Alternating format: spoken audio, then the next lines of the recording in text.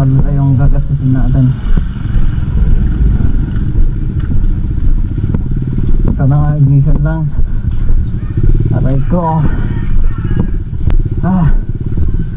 Check naman yung ano niya, yung mga fuse niya sa battery starter, yan okay naman. Sabi din ng iba, pinakita ko yung ECU niya, hindi naman na may tunog.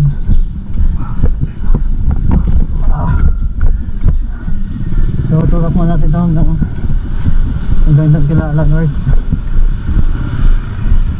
Malaki pa konti, tulak natin hanggang doon.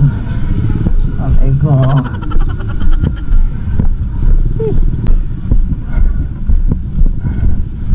Teka lang.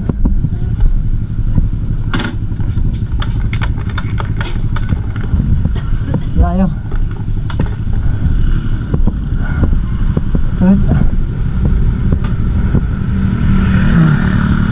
Nakakapagod.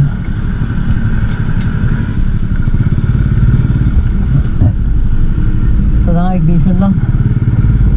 Sana walang ibang problema. Ignition lang sana. Tulak malala. Doon sana. Hindi na ako sa may tricycle. Ang shop niya. Sana maayos pa. Ayos.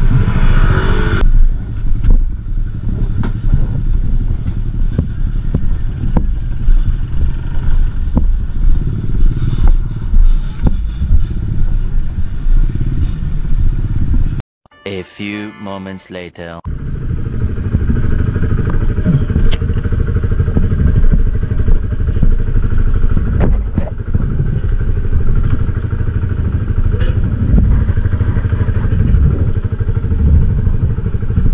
Ay, talaga.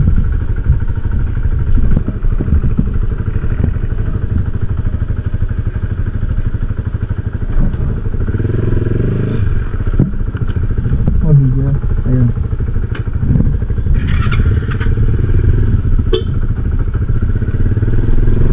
Alright ko. Ayun guys, good news.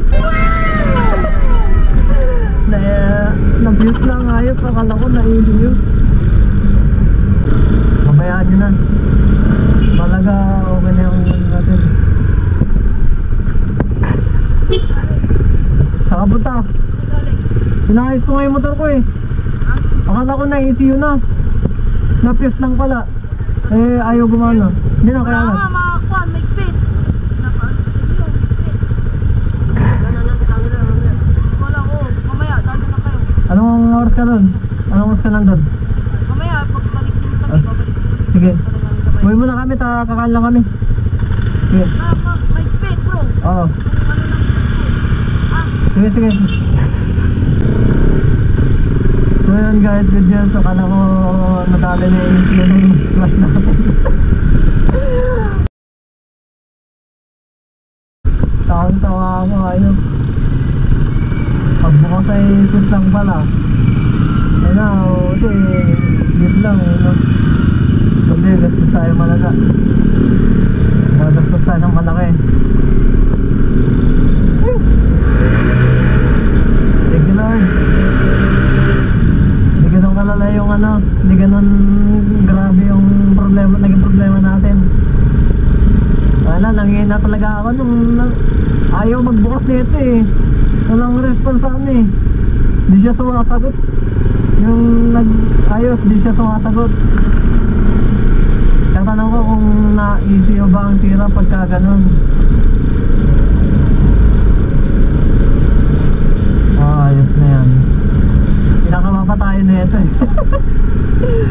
Sinek ko yung fuse kanina na tinanggal niya. Ayun yung nasunog. Kaya pala ano. Thank you. Shout out kay Alan Works.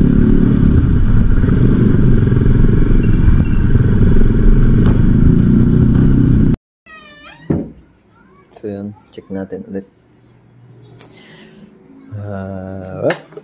Sheesh. Ano, okay na. Yun, all goods.